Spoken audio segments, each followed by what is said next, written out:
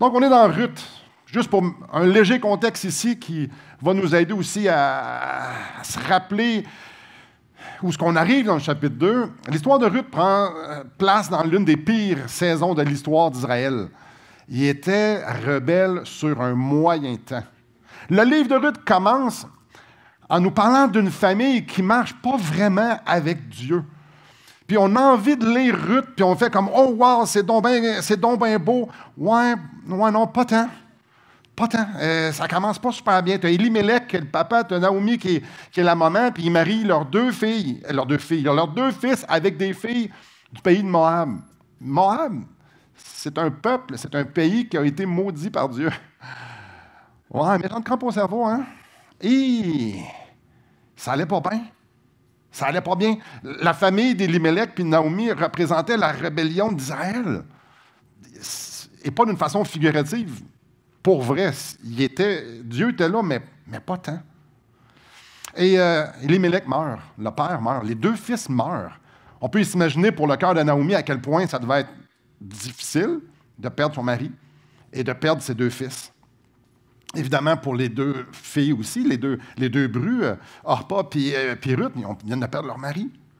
Alors Naomi entend parler que Dieu est en train de bénir Israël en les nourrissant, en faisant en sorte qu'ils puissent avoir des récoltes. Fait qu'elle dit « Hey, je m'en retourne chez nous. » Puis elle dit à ces deux brus « Vous autres, restez au pays de Moab. Retournez là, regarde, vous venez pas avec moi parce que Naomi sait très bien être une veuve moabite en Israël.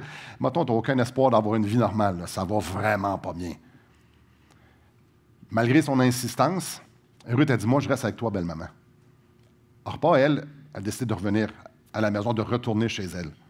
Et quand Naomi arrive, on est au chapitre 1, à la fin du chapitre 1, quand Naomi arrive à Bethléem, et là, les gens sont là, elle demande aux gens d'arrêter de l'appeler Naomi, qui veut dire plaisante, mais plutôt de l'appeler Mara, qui veut dire amertume. Je vais vous le dire, c'est lourd au verset 20.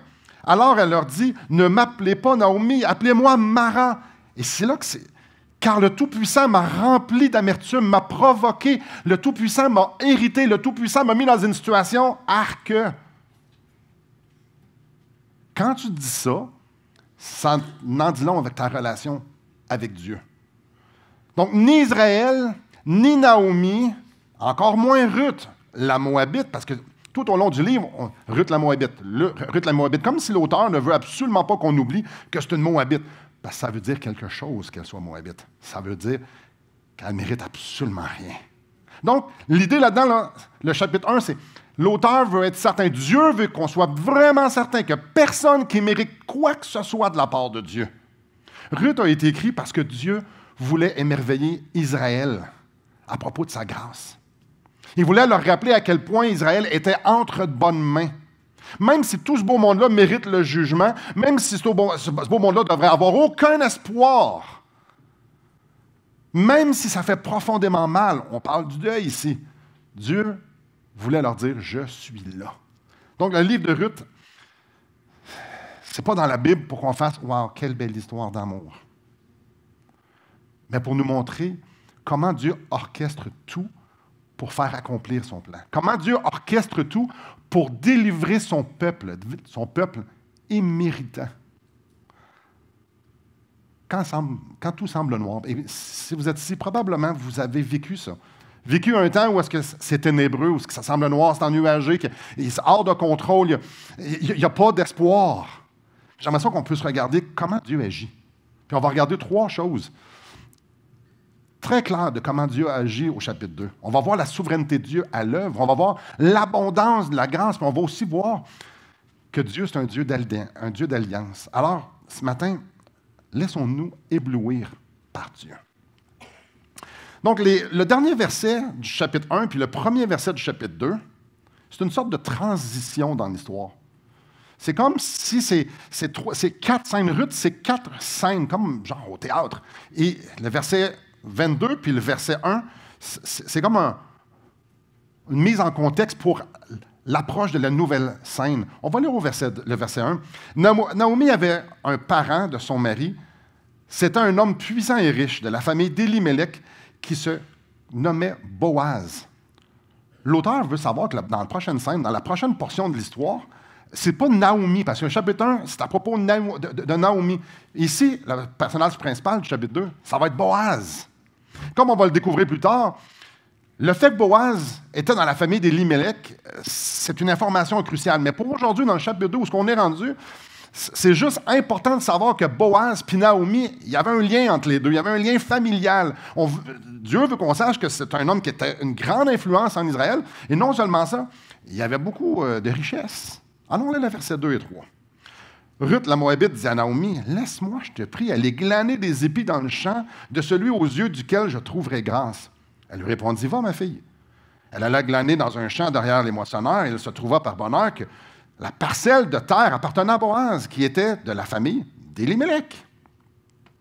Comme on peut le lire, « Belle maman, penses-tu que je pourrais aller cueillir des épis, essayer de nous trouver de la nourriture pour qu'on puisse survivre? » Dans la loi mosaïque, il y avait une prescription que ceux qui faisaient de l'agriculture, ils devaient laisser un petit coin de champ non récolté. Et aussi que les épis ou les graines qui tombaient par terre, de ne pas les ramasser. C'était une genre de provision de la part de Dieu. Donc, c'est une bienveillance de la part de Dieu pour les visiteurs, pour les étrangers, pour les veuves, pour les orphelins, qu'eux puissent passer en arrière et les ramasser, ou bien non, aller récolter dans ce petit coin de terre-là que le propriétaire a laissé. Ouais, mais comme bien d'autres lois, pensez-vous que c'était respecté beaucoup, ça, là? Comme bien d'autres lois, là, est-ce que vraiment ils voulaient, là, les agriculteurs laissaient des grains qui pouvaient soit nourrir leur famille ou bien non leur faire de l'argent? Ouais, c'était pas nécessairement pour tout le monde. C'était pas nécessairement respecté. Et il semble que plusieurs personnes refusaient. C'est pour ça que Ruth dit aux yeux duquel je trouverai grâce. Comme c'est pas de facto je vais aller dans un champ et ramasser. Non, il faut que je trouve grâce ici à quelque part.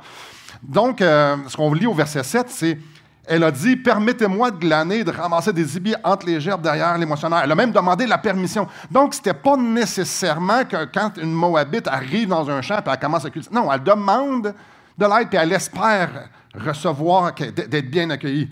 Donc, on voit Ruth, la Moabite, qui sort à la recherche de quelqu'un qui lui permettrait de ramasser quelques grains.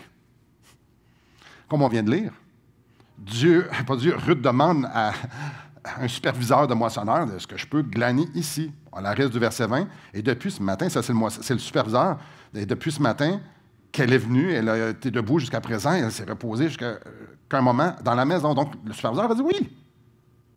Donc, Ruth, maman, belle maman, je peux-tu y aller? Oui, parfait, je demande la permission, on y va. Elle a glané toute la journée. Là, pourquoi je mets un peu de contexte ici, mais il y a quelque chose qu'il ne faut pas oublier. Il y a quelque chose qu'il ne faut pas manquer. Il y a quelque chose ici, là, qui est comme Dieu veut attirer notre attention, c'est au verset 3. Au verset 3, on a dit « Elle allait glaner dans un champ derrière les moissonneurs, et il se trouva par bonheur que la parcelle de terre appartenait à Boaz. » On lit ça, c'est comme « Ouais, OK, c'est le fun. Super. » Mais le mot, l'expression « par bonheur », ouais, je prends une petite gorgée. Ouais, pas tant. L'expression veut dire vraiment plus que par bonheur. Le sens du mot ici, c'est coïncidence. Par coïncidence. Puis là, peut-être qu'on fait comme coïncidence. C'est dans la Bible. Hein? Darby, qui est très littéral dans sa traduction, lui écrit ça fortuitement. Fortuitement, savez-vous ce que ça veut dire? Par hasard. Attendez. Par hasard est dans ce champ-là. La version du Sommeur est écrite par hasard. Ceux qui l'ont. Là, c'est un peu. Nous, on l'a par pur bonheur, fortuitement, par hasard. En fait, ce mot-là, on ne le voit pas en français. Le mot qui est là, il y a plus que ça. Il y a deux mots collés ensemble. Ce mot-là, il est comme. C'est vraiment spécial. C'est comme si l'auteur essayait de faire un point. Il y a deux mots par rapport de hasard. Je vous donne une traduction à la Simon. Par chance, la chance lui a souri. Ou fortuitement, le hasard était avec elle. Ouais. Avouez que c'est weird de trouver ça dans la Bible. N'est-ce pas? Et là, c'est le narrateur qui dit ça. Fait que c'est pas elle qui a dit ça, c'est pas Boaz qui a dit ça, c'est le narrateur. Donc, Dieu veut qu'on sache que, fortuitement, le hasard était avec elle. Mais il faut comprendre que pour le peuple d'Israël, il n'y a pas de hasard. Ça n'existe pas, ce n'est pas dans leur culture. Je vous lis juste un verset, Proverbe 16, 33. On jette le sort dans le pan de la robe, ou autrement dit, on jette les dés, mais toute décision vient de l'Éternel. Donc, le résultat des dés, ça vient de Dieu. OK. Partout dans la Bible, on va voir que le hasard, c'est Dieu qui le dirige. Dieu silence, ça n'existait pas à cette époque-là. Né Dieu silence, ça n'existait pas, Ginette. Ce qu'on voit dans la Bible, c'est que Dieu contrôle le hasard. Dans la Bible, il n'y a pas de hasard. Puis ici, ça nous dit que la chance, par chance, la chance lui a souri. Ouais. Mais ici, il y a des gros néons qui devraient nous attirer. Et des gros néons disent, ici, Dieu est en train de faire quelque chose. Le choix de mots précis, là, ce n'est pas un hasard. Dieu, ici, attire l'attention d'Israël avec spécifiquement ça. En français, on ne l'a pas tant. C'est comme si ils étaient écrits par quelle coïncidence. Sur tous les champs que Ruth aurait pu aller, par pure coïncidence, est tombée sur celui de Boaz. Il y a une attention ici. Puis l'expression ici nous indique comment Dieu a orchestré pour qu'ils se rencontrent, Ruth et Boaz. Fortuitement. Mais pire que ça, ce n'est pas juste la rencontre de Ruth et Boaz. C'est comment Dieu a préparé la délivrance d'Israël. Comment Dieu a préparé que David était pour être le délivrant 2 générations plus tard et Jésus plusieurs autres générations plus tard. Comment Dieu a pris une Moabite, il l'a emmenée en Israël, puis il a fait marier un homme influent. Voici comment. Par pur hasard est tombé sur le bon champ. Personne n'aurait pu inventer cette histoire-là en Israël. Personne n'aurait dit, oui, Dieu va emmener une femme un peuple ennemi qui ne peut même pas rentrer au temple pour se servir de produire le plus grand roi de la terre d'Israël et le plus grand roi de tous les temps, de l'univers, de l'éternité, Jésus. Non, ça ne s'invente pas, ça. Puis imaginez le peuple d'Israël réaliser que c'est Dieu qui a tout orchestré ça pour les délivrer. Ouais. Ici, au verset 3, Dieu est en train de dire, il n'y a pas d'hasard. Je suis souverain. C'est mon histoire qui s'accomplit. Et dans mon histoire, il y a une Moabite. Dans mon histoire, il y a quelqu'un qui ne mérite vraiment pas d'être là. Ce qu'on doit comprendre, c'est que Dieu est en train de leur dire qu'il est 100% capable d'accomplir sa volonté. Et ça, c'est quelque chose qu'on doit retenir ce matin. Dieu est 100% capable d'accomplir sa volonté. Il n'y a pas d'accident. Dieu ne fait jamais comme « Oups ». Dieu est en train de dire ici que même si vous ne le voyez pas, si vous étiez là durant le chapitre 1, c'était pratiquement impossible de voir que Dieu est en train d'en contrôle de quelconque chose. Si vous ne le voyez pas, ça ne veut pas dire que je ne suis pas à l'œuvre. Ici, Dieu va leur dire, vous êtes en de bonnes mains. Je suis capable d'accomplir ma volonté. Maintenant, on va regarder la grâce que Dieu déploie. Au verset 8, Boaz dit à Ruth, « Écoute, ma fille, ne va pas glaner dans un autre champ, ne t'éloigne pas d'ici et reste avec mes servantes. Ma fille, écoute, ma fille Ruth, probablement une jeunesse, Boaz, un homme d'expérience. Mais ma fille, le terme ici, ce n'est pas juste une fille ou une jeune femme, c'est ma fille familiale. C'est un peu Boaz, homme d'influence en Israël, riche. Tu veux t'associer à une Moabite? Regardez au verset 5. Et Boaz dit à son serviteur chargé de surveiller les moissonneurs, « À qui est cette jeune femme? » Le serviteur chargé de surveiller les moissonneurs répondit, « C'est une jeune femme, encore une fois, Moabite, qui est revenue avec Naomi du pays de Moab. » Il n'y a pas plus loin que Boaz homme influent, et Ruth, la Moabite, une veuve moabite par surcroît. Il n'y a aucun parallèle, il n'y a aucun lien, ça n'a pas rapport. Il n'y a rien de normal qu'un homme comme Boaz, que Boaz appelle cette femme-là ma fille. Boaz enlève toutes les barrières qu'il y a entre lui et elle. Et il y en avait beaucoup de barrières.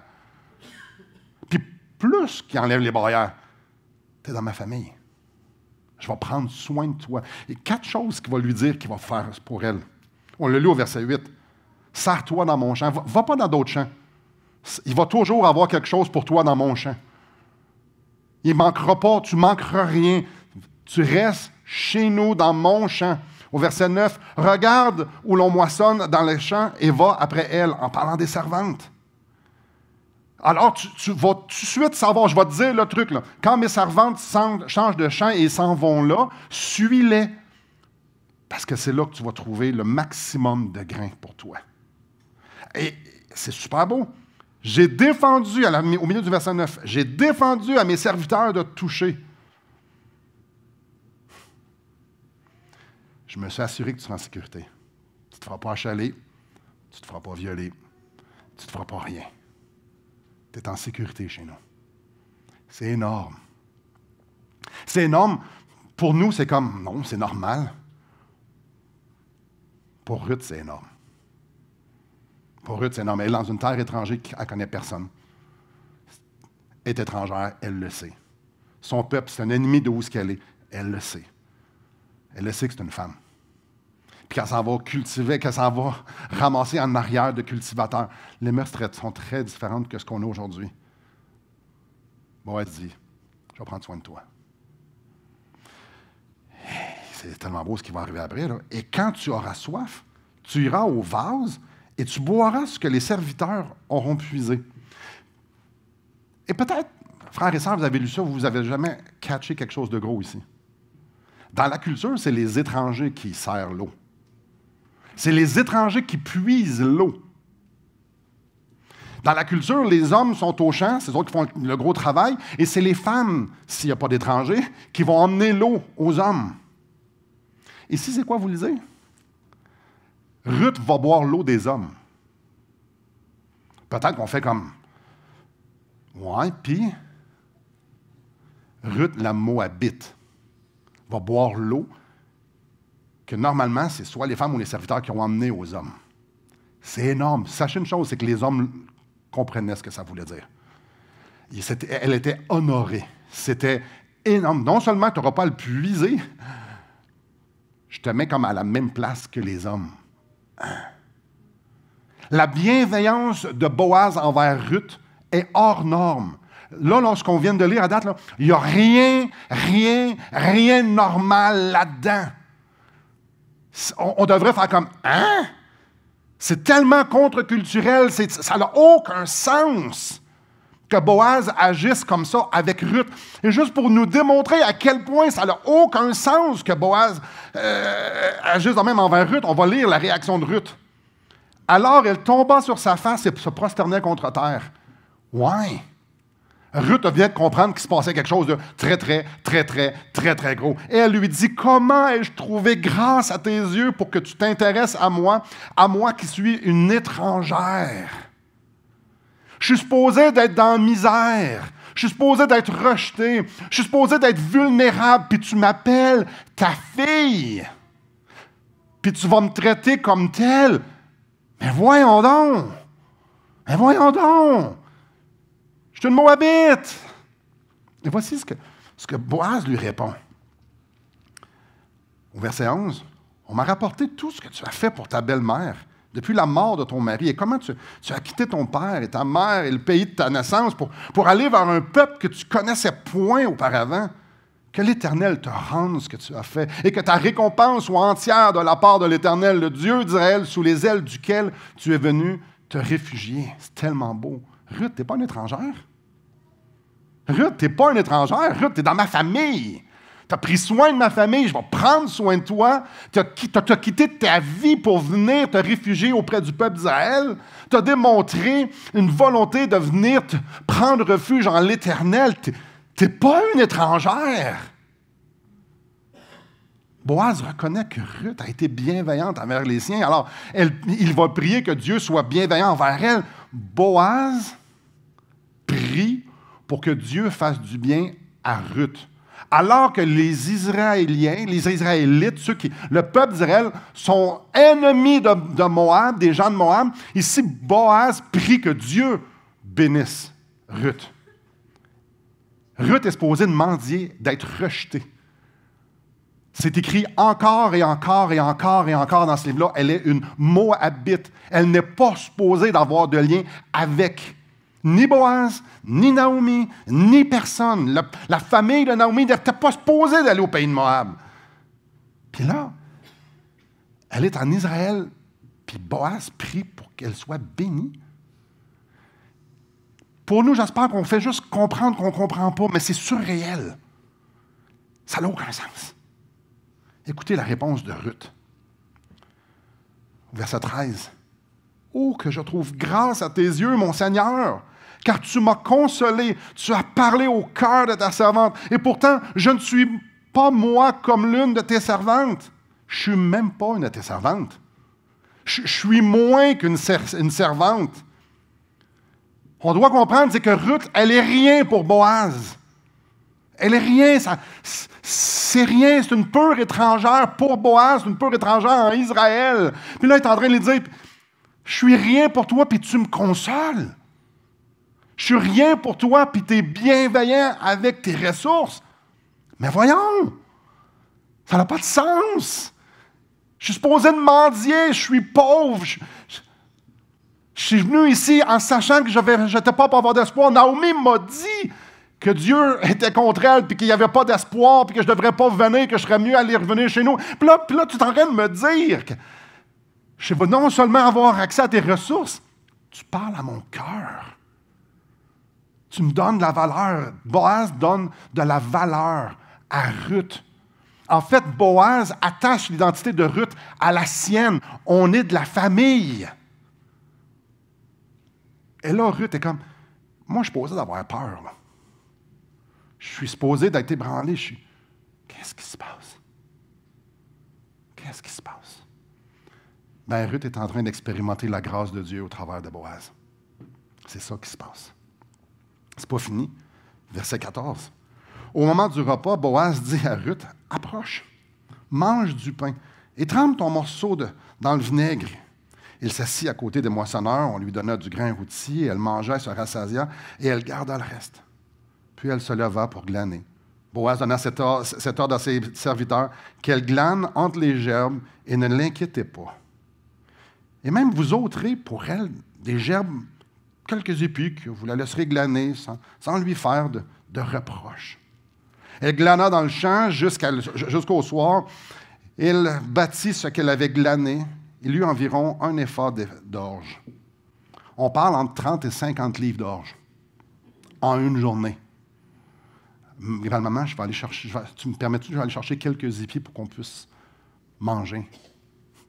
Elle revient avec 30 à 50 livres d'orge. Et l'emphase ici n'est pas sur les actions de Ruth, mais sur la générosité de Boaz. Imaginez la face de Naomi. Tu sais, la madame amère, là, que Dieu l'a affligée, que Dieu est contre moi.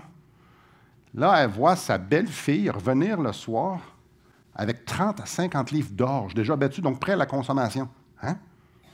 30 à 50 livres? De que c'est? Verset 18. Elle l'emporta et rentra dans la ville, et sa belle-mère vit ce qu'elle avait glané. Elle sortit aussi les restes de son repas et lui donna. Attends un peu, en plus, tu as mangé, puis tu m'en rapportes. Voyons donc. Sa belle-mère lui dit, où as-tu glané aujourd'hui et où as-tu travaillé? Béni soit celui qui s'est intéressé à toi. Alors, ceux qui pensent qu'elle soit dans le champ de Boaz, c'était planifié, mais en tout cas, c'était pas planifié avec Naomi parce qu'elle ne le savait pas, il a demandé où c'est que tu es allé. Fait que là, elle voit ça, toi, tu te rends 50 livres d'or. Je me dis, voyons, fille, t'étais où? Où c'est que tu as trouvé ça? Tout à fait normal.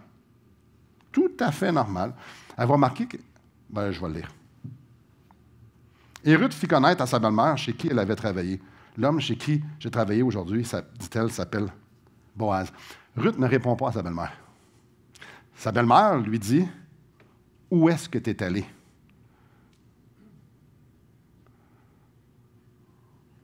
Elle ne répond pas. Parce que les circonstances dans cette histoire-là n'ont pas rapport. À rien. La quantité qu'elle a rapportée n'a pas rapport. Ce n'est pas la bénédiction aussi, l'emphase n'est pas mise sur la bénédiction, mais sur le bénisseur. Ruth lui répond, « Chez qui est allé travailler? » Et non pas où est allé travailler. Parce que le où et le comment n'ont aucun rapport. C'est chez le qui est important. Parce que dans ce chapitre-là, tout est à propos de la grâce que Dieu manifeste au travers Boaz. Ce chapitre-là est à propos de Boaz, de la grâce de Dieu. Bien, maman, ça n'a pas d'importance où ce que je suis allé. C'est Boaz qui est le bénisseur. Puis là, je vais sauter au verset 21. Pas juste ça, c'est une journée. Verset 21, c'est plus tard. Ruth la Moabite ajouta, « Il me dit aussi, reste avec mes serviteurs jusqu'à ce qu'il ait achevé toute ma moisson. » OK, c'était pas juste pour aujourd'hui, tu reviens. La belle-mère a fait comme, il est bon, ma fille, que tu sortes avec ses servantes et qu'on ne te rencontre pas dans un autre champ. Verset 23, elle restait donc avec les servantes de Boaz pour glaner jusqu'à la fin de la moisson des orges et de la moisson du froment, et elle demeurait avec sa belle-mère. Grâce sur grâce, sur grâce. Je rappelle, ici, Israël est dans une période, une saison très ténébreuse à cause de leur désobéissance. Israël méritait juste le jugement de Dieu. Et dans une période où est-ce qu'ils vont offrir des sacrifices à d'autres dieux, ou qui n'obéissent pas à la loi, dans la pire saison de leur vie probablement en tant que peuple, Dieu leur laisse cette pépite d'or-là. Alors qu'ils sont les pires enfants, Dieu leur dit, « Voici à quel point je suis gracieux. Moi, je suis gracieux comme ça. » Aïe, aïe. Aïe, aïe. Ils méritaient d'être jugés. Et Dieu leur dit, « Je vais vous montrer comment je suis gracieux. » Et j'arrive au troisième point, au verset 20. Tantôt, je l'ai sauté. On y va. On y va. Naomi dit à sa belle-fille, « Qu'il soit béni de l'Éternel, qu'il se montre miséricordieux pour les vivants, comme il le fut pour ceux qui sont morts. Cet homme est notre parent, lui dit encore Naomi. Il est de ceux qui ont sur nous droit de rachat. » Le verset 20 est super important. Ça nous aide à comprendre pourquoi Dieu a été aussi gracieux, pourquoi Boaz a été aussi gracieux. Ça nous l'explique. Le verset 20.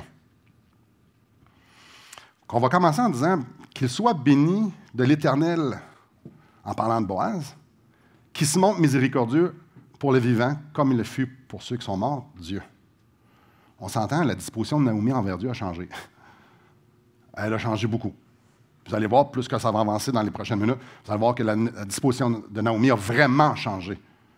Ici, Naomi reconnaît que les actions de Boaz sont une grâce de Dieu. Que Boaz soit béni à cause que Dieu s'est montré miséricordieux au travers Boaz, à nous. Donc, elle reconnaît les actions de Boaz comme venant de Dieu. C'est une grâce de Dieu. Et j'attire ici votre attention sur le mot miséricorde, qui se montre miséricordieux. Ouais. Là, le mot ici, miséricordieux, il y a un défi. Premièrement, le mot en hébreu que probablement je ne vais pas prononcer comme il faut, c'est le mot « essed ». Assurément que ce n'est pas de même que ça se prononce. Mais ça n'a pas d'importance. Il y a un défi à comprendre ce que le mot « essed » veut dire. Quand tu lis ça, tu fais « OK, il se montre miséricordieux », là, tu vas regarder en hébreu, puis tu fais comme « essed ». Ouais, mais tu veux dire, ailleurs, c'est traduit comment? Je veux comprendre c'est quoi « essed ». La définition d'essed, je vais vous dire, c'est pas si simple que ça. Puis là, tu vas voir, ailleurs, il n'y a pas d'équivalent en français, il n'y a pas d'équivalent ni en anglais. OK, comment il est utilisé ailleurs? Fait que des fois, dans l'Ancien Testament, tu vas le voir grâce, tu vas le voir traduit bienveillance, tu vas le voir traduit amour, tu vas le voir traduit bonté, tu vas le voir traduit fidélité, tu vas le voir traduit loyauté. Tu fais, OK, mais ce ne sont pas tous des synonymes. Je suis désolé, mais fidélité puis amour, c'est pas des synonymes. Là, tu fais, OK, j'ai un défi. J'ai un défi d'essayer de comprendre qu'est-ce que ce mot-là veut dire. Qu'est-ce que Naomi dit que Dieu se montre de même? Je veux comprendre. Je veux comprendre. Puis pour bien comprendre, on va aller regarder 4 sens, les sens de son utilisation, dans quel contexte, puis comment. Et voici 4 choses que je vous partage qui nous aident à comprendre l'utilisation de ce mot-là, parce que l'utilisation, là, ça parle d'une variété de choses. Premièrement, on va comprendre que le mot Hesed, c'est une expression relationnelle qui exprime la loyauté et un engagement profond. Alors, quand ce mot-là est écrit, est utilisé, ce que ça en résulte, ou ce que ça vient plutôt, ça vient comme un contexte d'alliance. Dans un contexte où est-ce que la personne qui fait le Hesed a une relation profonde, engagée envers la personne qui la reçoit. Celui qui donne, celui qui la reçoit, ils ont une relation profonde, contexte d'alliance. Ça, c'est la première façon qu'on peut le voir, son utilisation. La deuxième, le Hesed, c'est pas une émotion. Amour. Ah, moi, j'aime ma femme. Ouais, non, c'est pas de même. La bonté, c'est comme, ah, je suis bon envers. Ça désigne une action. Clairement, derrière de l'action, il y a une forme de... Il y a quelque chose qui motive, mais ça parle d'une action. Ça désigne une action. Ici, il s'est montré miséricordieux. On parle d'action.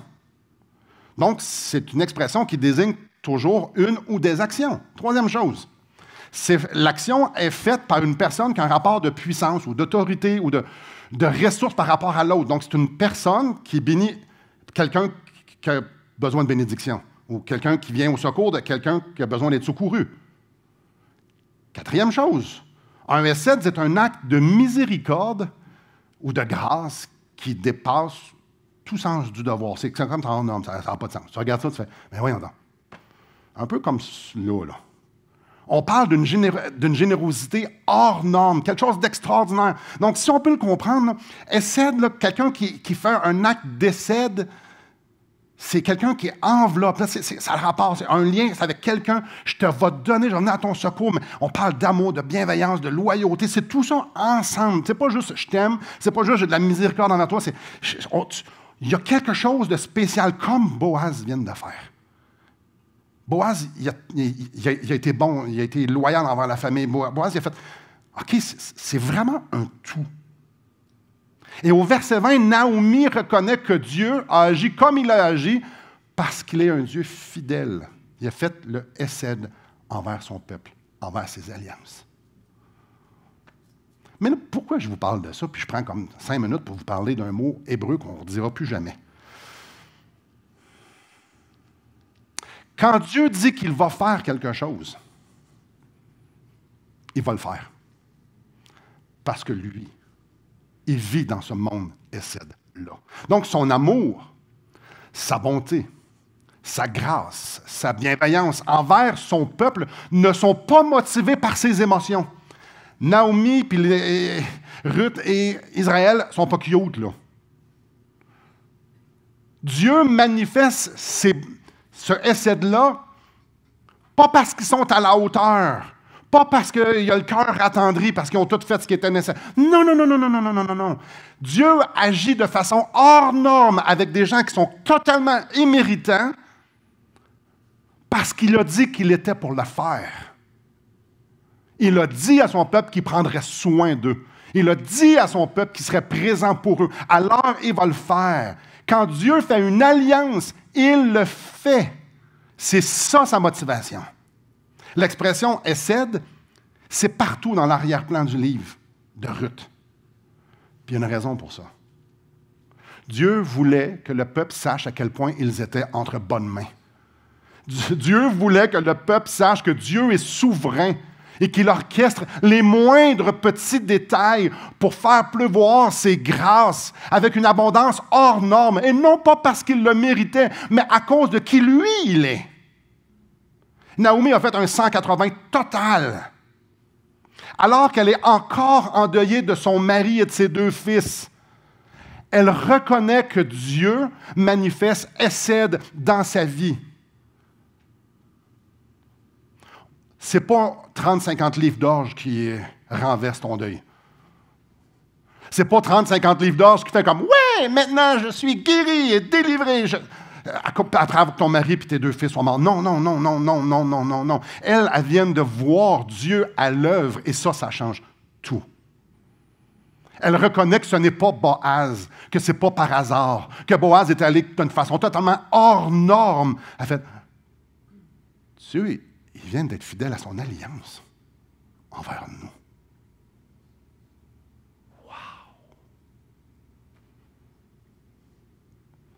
Quand tu vois Dieu agir, ça change tout, même quand tu es dans le deuil. Et c'est ça qu'elle vient de voir. Mais elle ne sait pas ce qui se passe dans le chapitre 3 et ni ce qui se passe dans le chapitre 4. Nous, on le sait. Elle n'a rien vu encore.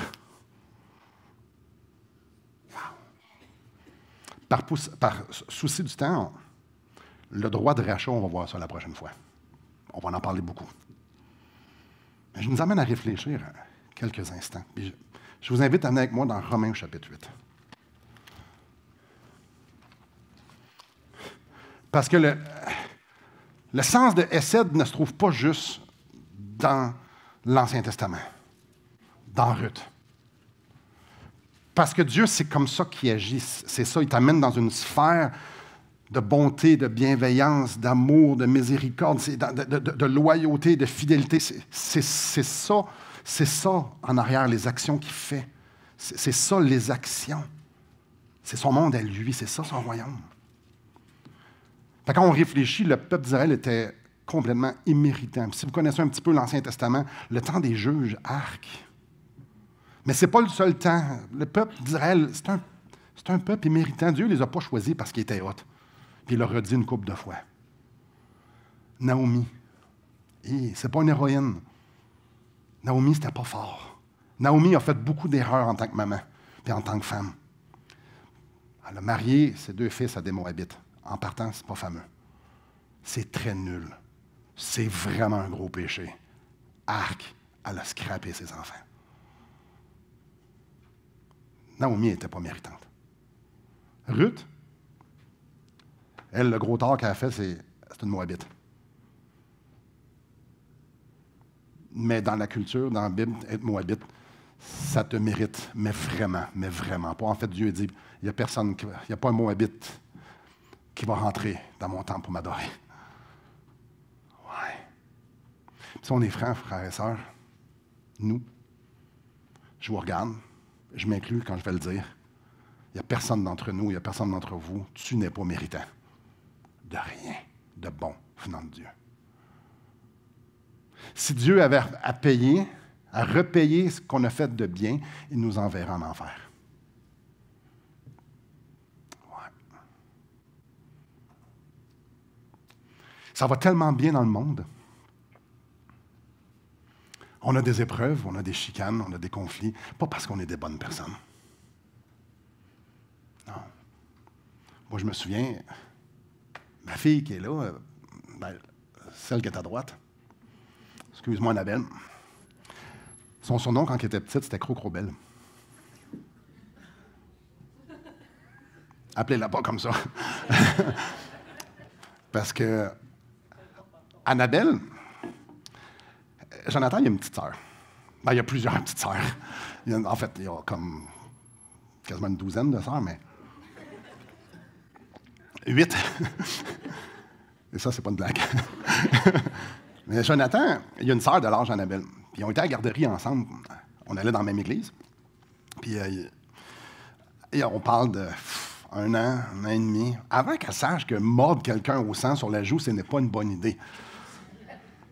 Et je peux vous dire une chose, Annabelle, elle aimait mordre au sang, les petites amies, puis tout le monde. Mais je vous promets, là, jamais, jamais, jamais on lui a montré à mordre. En Hollande, tu ne me prêtes pas ton jouet? C'était pas coutume chez nous de faire ça. On est pécheurs. On est pécheurs. Puis oui, on se le fait montrer, mais on est avec une nature pécheresse. Alors que nos jours avancent, on pêche par choix. On est tous imméritants. Mais ici, il y a une excellente nouvelle. Il y a Une nouvelle extraordinaire pour nous ce matin, c'est que Dieu ne change pas. Nous avons le même Dieu que Ruth et Naomi. Et ça, c'est la meilleure des nouvelles. Pourquoi c'est une bonne nouvelle? Parce que peu importe les circonstances qu'on va passer dans notre vie, Dieu est toujours en train d'orchestrer chaque petit détail pour que sa glorieuse histoire s'accomplisse. Je le répète. Peu importe les circonstances de nos vies, Dieu est toujours en train d'orchestrer les moindres petits détails. Pas pour nous rendre la vie facile, mais pour que sa glorieuse histoire à lui s'accomplisse. Dans son histoire, à lui, ses enfants reçoivent toujours grâce sur grâce. Frères et sœurs, Dieu est toujours en train de gracier ses enfants. Que ce soit dans le deuil ou que ce soit dans l'allégresse. Alors, je vous pose la question ce matin, répondez-moi pas, comment ça va? Pas comment ça va, comment ça va?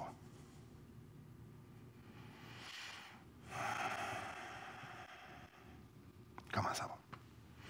Comment ça va cette semaine? Comment ça va aujourd'hui? Comment ça va dans votre vie? Comment ça va avec les injustices? Comment ça va avec ce qui va peut-être arriver demain puis ça vous suit? Comment ça va devant Dieu? Si vous dites « Ah, tout est beau », vous n'avez pas compris ce que je voulais dire. Comment ça va?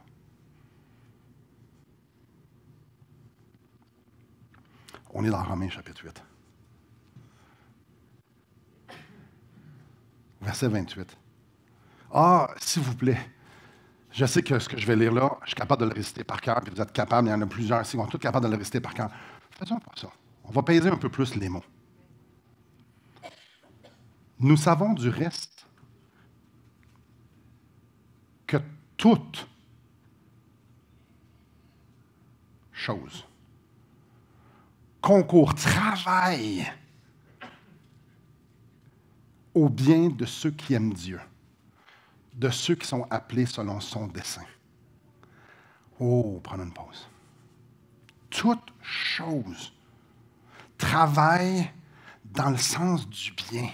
Toute chose dans la mécanique.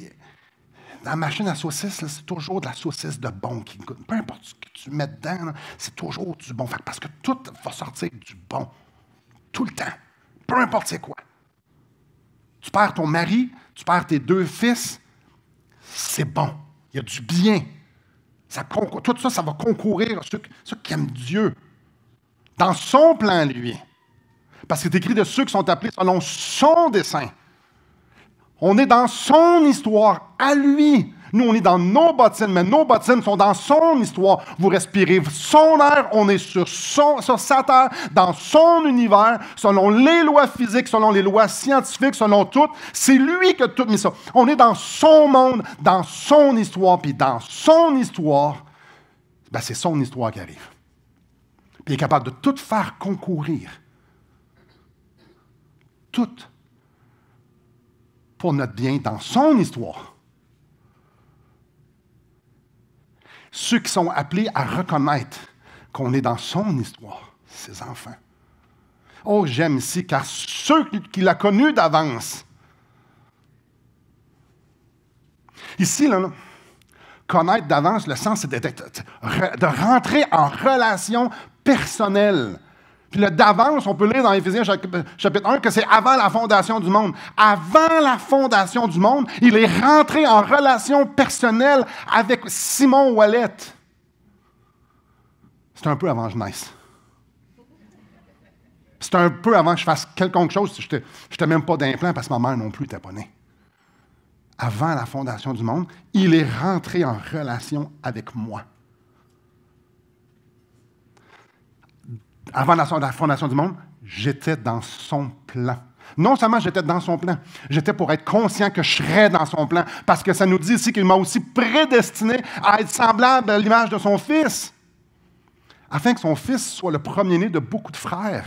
Quand il nous a connus, quand il a connu Simon Ouellet, toutes mes actions étaient devant lui. Ceux que moi, je connais, les 47 dernières années, je les connais, mes actions. Mais d'un coup, je vis encore 45 ans. Pas nécessaire, mais d'un coup. toutes les actions qui sont devant moi, moi, je ne les connais pas, mais lui, il les connaît. Parce que quand il m'a choisi, quand il m'a connu d'avance, là, ma vie au complet était devant lui. Quand il m'a connu d'avance, il savait à quel point j'étais pour être mauvais. Il savait les erreurs que j'étais pour faire. Il savait toutes les désobéissances. Il savait toutes. Ils étaient tous, et il nous a choisis pareil, frères et sœurs. Malgré tout ce qu'on était pour faire de mauvais, malgré tous les bâtons qu'on était pour y mettre dans ses roues, il nous a choisis, mais attendez, il nous a choisis, il nous a prédestinés pour faire partie de sa famille. Pas pour passer le balai au ciel. Non, pour que je sois rendu semblable à son Fils, deuxième personne de la Trinité, pour qu'il puisse m'appeler mon Fils, mes enfants. Attends un peu, là. Avant la fondation du monde, tu vois tout ce que je fais, puis tu me dis, lui, là, je veux rentrer en relation avec lui. Je veux l'appeler mon enfant. Moi, je ne me choisis pas dans son équipe. Lui, oui.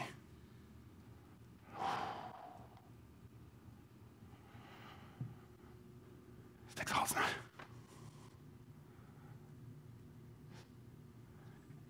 Il nous regarde avec un regard bienveillant.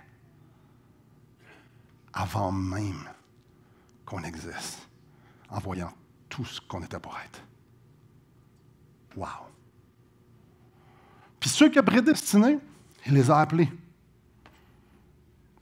C'est lui qui a initié notre relation.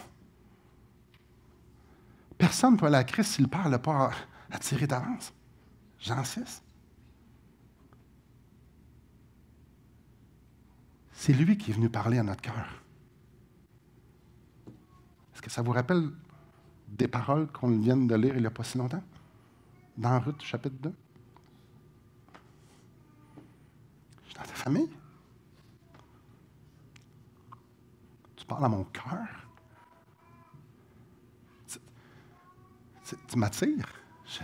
Non, mais moi, je suis posé de rien avoir de toi. Je suis posé de ma vie, je suis posé d'être scrap, je suis posé de faire. Non seulement il nous a appelés, parce que ceux qu'il a appelés, il les a justifiés. Parce que c'est pas juste gracier un petit peu, là. Il nous a graciés hors norme. Ça n'a aucun bon sens, la façon qu'il nous a graciés, la façon qu'il nous a donné.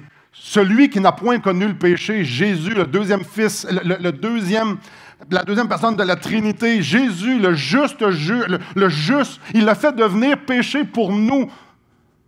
Hein, t'as peu, là. Il a plu à l'Éternel de le briser par la souffrance. C'était bien séant pour Dieu de briser son Fils parce qu'il devait porter mes péchés, vos péchés, pour que je puisse devenir justice devant lui. Hein, mais qui pense à une histoire de même? Qui veut donner son enfant juste, une partie de lui-même? Qui laisse mourir son enfant sur une croix, abandonné, puis dans un... Pour moi? Pour vous? Ça n'a aucun sens. Ouais, grâce sur grâce, c'est ça le SN. Ça n'a pas de sens. Ça n'a pas de sens. C'est pas fini. Parce que ceux qu'il a justifiés, il les a aussi glorifiés. Ceux qui sont en Christ sont bénis de toute bénédiction spirituelle dans les lieux célestes. Hein?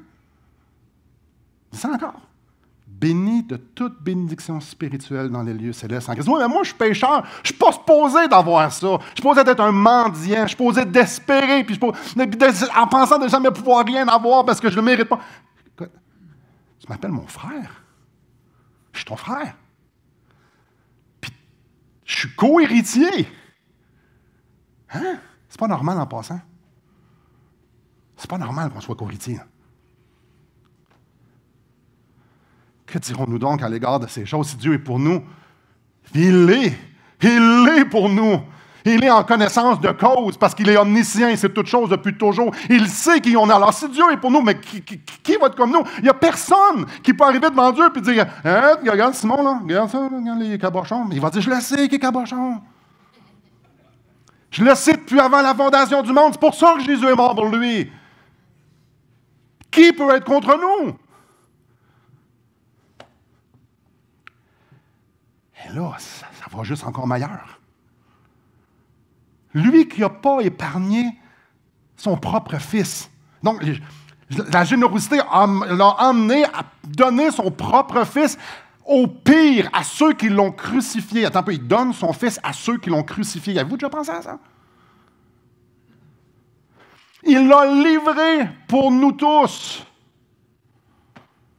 Étant donné lui qui a fait ça, écoutez bien ça, comment ne nous donnera-t-il pas aussi toutes choses avec lui? C'est ça, le sens du Hesed. Regarde à la croix, hein? S'il donne ça, il va faire ce qu'il dit qu'il va faire.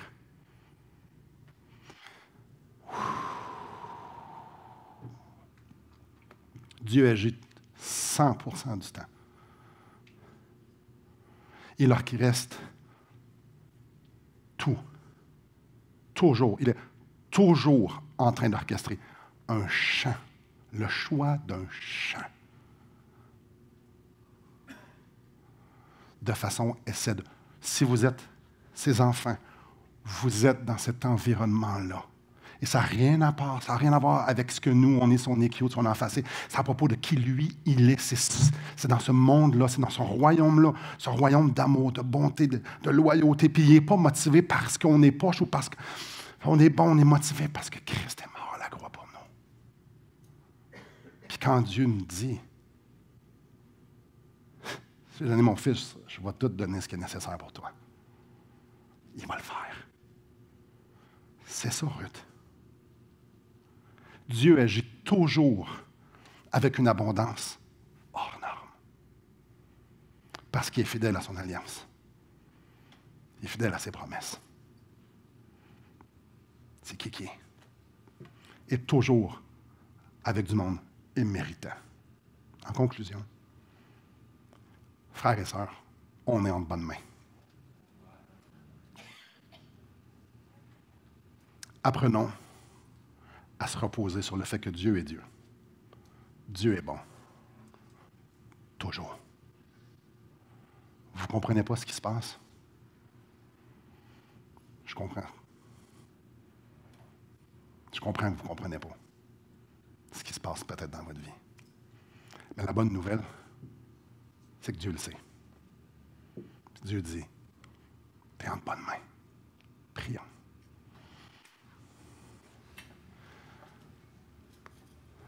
Seigneur, c'est beaucoup trop gros pour qu'on puisse comprendre ça. Oh, on peut comprendre les concepts, on peut comprendre les mots, on peut comprendre les choses parce que ça fait longtemps, on les a entendus souvent, on peut comprendre. Mais Seigneur, on ne peut pas comprendre ton cœur comme tu nous le démontres.